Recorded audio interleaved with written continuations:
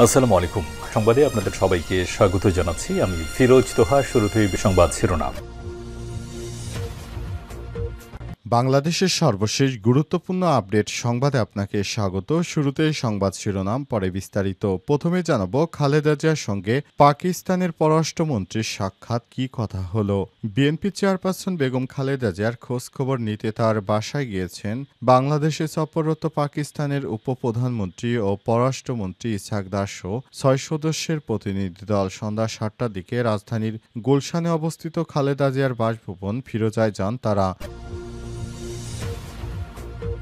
এরপর জানাবো, বিএনপি নেতা ফজলুর রহমানকে গ্রেপ্তারের দাবিতে ৯৭ সংগঠনের যৌথ বিবৃতি। ৫ই আগস্ট নিয়ে দেয়া বক্তব্যের জন্য বিএনপির চেয়ারপারসন বেগম খালেদা জিয়ার বর্তমান রাজনৈতিক উপদেষ্টা ফজলুর রহমানকে আগামী ২৪ ঘণ্টার মধ্যে বহিষ্কার এবং গ্রেপ্তারের দাবিতে ৯৭টি সংগঠন যৌথ বিবৃতি দিয়েছে। এই বিবৃতি দেয় সংগঠনগুলো। এদিকে নির্ধারিত স্থান ছাড়া পোস্টার লাগালে বাণিজ্যিক রেটে জরিমানা, বললেন ডিএসসিসি প্রশাসক। ঢাকা সিটি কর্পোরেশনে নির্ধারিত স্থান ছাড়া যত্রতত্র পোস্টার লাগাবে এবং শহরের সৌন্দর্য নষ্ট করবে তাদের বিরুদ্ধে বাণিজ্যিক রেট অনুযায়ী জরিমানা আরোপ করা হবে বলে জানিয়েছে ডিএসসিসি প্রশাসক মোহাম্মদ এজাজ। এদিকে সেনাবাহিনী, নৌবাহিনী, বিমান বাহিনীর নতুন বেতন কাঠামো নির্ধারণে কমিটি গঠন। সেনা, নৌ ও বিমান বাহিনীর সদস্যদের জন্য নতুন বেতন কাঠামো নির্ধারণে সশস্ত্র বাহিনীর বেতন কমিটি ২০২৫ গঠন করেছে সরকার। এবং সর্বশেষ জানাবো, ইয়েমেনের রাজধানী সানায় ইসরায়েলের বিমান হামলা। ইসরায়েলি সেনাবাহিনী ইয়েমেনের রাজধানী সানায় বিমান হামলা চালিয়েছে। এতে প্রায় ৩০টি বোমা নিক্ষেপ করা হয়েছে বলে নিশ্চিত করেছে ইসরায়েল। টেলিগ্রামে এক বিবৃতিতে সেনাবাহিনী জানায়, হুতি বিদ্রোহীদের সামরিক অবকাঠামো লক্ষ্য করে হামলা চালানো হয়েছে। প্রিয় দর্শক, এতক্ষণ শুনছিলেন সংবাদ শিরোনাম, এবারে বিস্তারিত। তবে তার আগে বন্ধুরা, অনুরোধ থাকবে সংবাদটিতে একটি লাইক দিন। এই চ্যানেলে আপনি নতুন হয়ে থাকলে আমাদের সংবাদটি দেখতে দেখতে চ্যানেলটি সাবস্ক্রাইব করে রাখুন। কমেন্ট করে বন্ধুরা আপনার মূল্যবান মতামত জানিয়ে দিন আপনি বিশ্বের কোন দেশ থেকে বা বাংলাদেশের কোন স্থান থেকে আমাদের সংবাদটি দেখছেন এবং শুনছেন। আর বন্ধুরা, এই সংবাদটি আপনার সোশ্যাল মিডিয়া ফেসবুকে শেয়ার করে বন্ধুদেরও দেখার সুযোগ করে দিন। এবারে বিস্তারিত। খালেদা জিয়ার সঙ্গে পাকিস্তানের পররাষ্ট্রমন্ত্রীর সাক্ষাৎ, কি কথা হলো।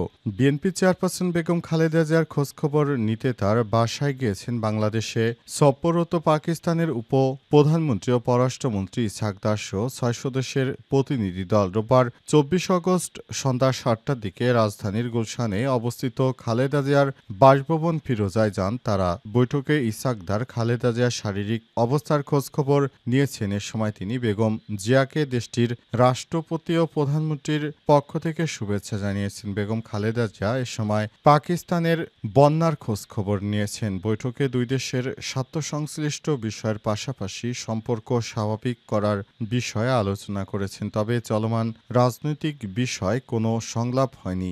বৈঠকে সার্কের বিষয়ে আলোচনা হয়েছে। এ সময় নির্বাচনের দিকে যাচ্ছে বাংলাদেশ, তারেক রহমানের নেতৃত্বে এগিয়ে যাবে বিএনপি, সেটি পাক পররাষ্ট্রমন্ত্রীকে জানানো হয়েছে বলে জানিয়েছে বিএনপির স্থায়ী কমিটির সদস্য ডাক্তার জাহিদ। বাংলাদেশ সুন্দর রাজনৈতিক পরিবেশের দিকে এগিয়ে যাচ্ছে, সেটির প্রশংসা করেছে ইসহাক দার। আরও জানান তিনি, দুপুরের দিকে পাকিস্তানের বিশেষ একটি ফ্লাইটে ঢাকায় পৌঁছান ইসহাক দার। হজরত শাহজালাল আন্তর্জাতিক বিমানবন্দরে তাকে স্বাগত জানায় বাংলাদেশের পররাষ্ট্র সচিব আসাদ আলম সিয়াম। ঢাকায় পৌঁছানোর পর বিএনপি, জামাত ও এনসিপির প্রতিনিধি দলের সঙ্গে বৈঠক করেন ইসহাক দার।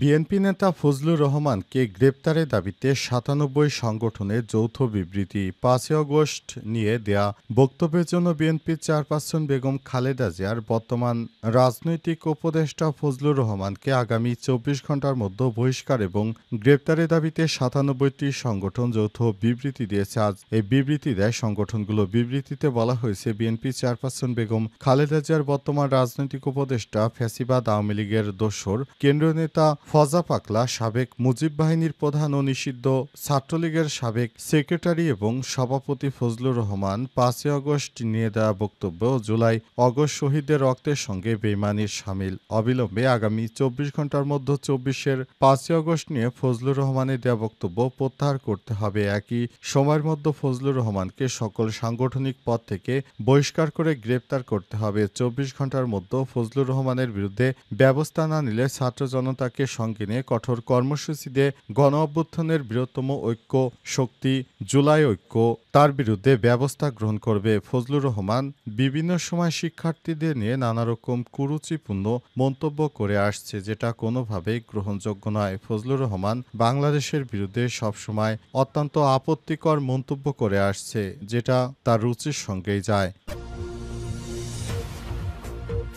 নির্ধারিত স্থান ছাড়া পোস্টার লাগালে বাণিজ্যিক রেটে জরিমানা, বলছে ডিএনসিসি প্রশাসক। ঢাকা সিটি কর্পোরেশনে নির্ধারিত স্থান ছাড়া যত্রতত্র পোস্টার লাগাবে এবং শহরের সৌন্দর্য নষ্ট করবে তাদের বিরুদ্ধে বাণিজ্যিক রেট অনুযায়ী জরিমানা আরোপ করা হবে বলে জানিয়েছে ডিএনসিসি প্রশাসক মোহাম্মদ এজাজ। আজ রাজধানীর আগারগাঁও তালতলা বাস স্ট্যান্ডে পোস্টার বোর্ড স্থাপন কার্যক্রমের উদ্বোধনে প্রশাসক এসব কথা বলেছেন। ডিএনসিসির আওতাধীন এলাকায় 10টি নতুন পোস্টার বোর্ড এবং সংস্কারকৃত 15টি বিদ্যমান বোর্ড আজ তিনি উদ্বোধন করেন। নতুন বোর্ডের আয়তন 5 ফুট বাই 8 ফুট এবং সংস্কারকৃত বোর্ডগুলোর আয়তন 16 থেকে 25 ফুট বাই 5 ফুট। প্রশাসক আরও বলেন, প্রাথমিকভাবে শহরের বিভিন্ন স্থানে 25টি বোর্ড চালু করা হলেও পর্যায়ক্রমে সব ওয়ার্ড, গুরুত্বপূর্ণ মোড়, শিক্ষা প্রতিষ্ঠান, সাংস্কৃতিক কেন্দ্রের সামনে আরও পোস্টার বোর্ড স্থাপন করা হবে। তিনি সাংবাদিকদের বলেছেন, শহরের সৌন্দর্য রক্ষা এবং নাগরিকদের সুবিধার জন্য সিটি কর্পোরেশনে পোস্টার লাগানোর জন্য নির্দিষ্ট স্থান নির্ধারণ করা হয়েছে। এই স্থায়ী বোর্ডে যে কোনো ধরনের রাজনৈতিক ও বাণিজ্যিক পোস্টার বিনামূল্যে স্থাপন করা যাবে। ডিএসসিসির প্রশাসক নাগরিক ও রাজনৈতিক নেতাদের প্রতি আহ্বান জানিয়ে বলেছেন, শহরের শৃঙ্খলা এবং সৌন্দর্য রক্ষায় সহযোগিতা করবেন। যত্রতত্র পোস্টার লাগিয়ে দেশের নিরাপত্তা এবং সৌন্দর্য নষ্ট করবেন না। যারা দেশকে ভালোবাসেন তারা অবশ্যই আমাদের কথা বুঝতে পেরেছেন। আশা করছি যারা বুঝেননি তাদেরও অবশ্যই বুঝে নেওয়া উচিত, কারণ দেশে যত্রতত্র পোস্টার লাগালে ওই স্থাপনাটি ধ্বংস হয় আর শহরের সৌন্দর্য নষ্ট হয়। সুতরাং যারা পোস্টার লাগাতেই চান তাদেরকে বলবো, নির্দিষ্ট স্থানে, যেসব স্থানে ডিএসসিসির পক্ষ থেকে পোস্টার লাগানোর অনুমতি দেওয়া হয়েছে সেসব স্থানে শুধুমাত্র আপনারা পোস্টার লাগাবেন। সেনানৌ ও বিমান বাহিনী নতুন বেতন কাঠামো নির্ধারণে কমিটি গঠন। সেনানৌ ও বিমান বাহিনীর সদস্যদের জন্য নতুন বেতন কাঠামো নির্ধারণে সশস্ত্র বাহিনীর বেতন কমিটি 2025 গঠন করেছে সরকার। সম্প্রতি ওই কমিটি গঠন করে প্রজ্ঞাপন জারি করে সশস্ত্র বাহিনী বিভাগ। এতে সই করেছে সশস্ত্র বাহিনী বিভাগের lieutenant general principal staff officer S M. Kamrul Hasan, lieutenant general Mohammad Faizur Rahman নেতৃত্বে 9 সদস্যের committee brigadier general Nishadul Islam Khan সদস্য সচিবের দায়িত্ব পালন করবেন। কমিটির সদস্য হিসেবে রয়েছে major general Mohammad Nasim Parvez, rear admiral Mohammad Zahiruddin, air vice marshal Rushaddin Asad, brigadier general Aung Sho সাংমং, এয়ার কমান্ডার জামিল উদ্দিন আহমেদ, প্রতিরক্ষা মন্ত্রণালয় যুগ্ম সদস্য সচিব মিলিয়া শারমিন ও ক্যাপ্টেন মোহাম্মদ তৌহিদ সাগর। কমিটিতে আগামী 31 অক্টোবরের মধ্যে বেতন ভাতা, অবসর সুবিধা, পারিবারিক পেনশন, বিভিন্ন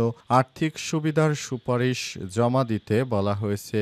এই কমিটি গত 27 জুলাই গঠিত জাতীয় বেতন কমিটির সঙ্গে সমন্বয় ও নিবিড় যোগাযোগ রক্ষা করে কাজ করবে। এছাড়াও বাড়ি ভাড়া, চিকিৎসা, যাতায়াত, উৎসব ভাতাসহ নানা সুবিধা যৌক্তিকীকরণ ও বেতন ক্রমের অসঙ্গতি দূর করতে সুপারিশ জমা দিতে বলা হয়েছে কমিটিকে। প্রজ্ঞাপনে বলা হয়েছে, কমিটি প্রয়োজনে 3 বাহিনীর জন্য পৃথক সাব কমিটি গঠন করতে পারবে এবং যে কোনো সংস্থা বা ব্যক্তির সহায়তা নিতে পারবে। এছাড়াও জীবনযাত্রার ব্যয়, অর্থনৈতিক প্রবৃদ্ধি, দারিদ্র্য নিরসন ও সশস্ত্র বাহিনীর সদস্যদের বিশেষ দায়িত্বর বিবেচনায় নিয়ে সুপারিশ প্রণয়ন নির্দেশ দিয়ে প্রজ্ঞাপন দেওয়া হয়েছে।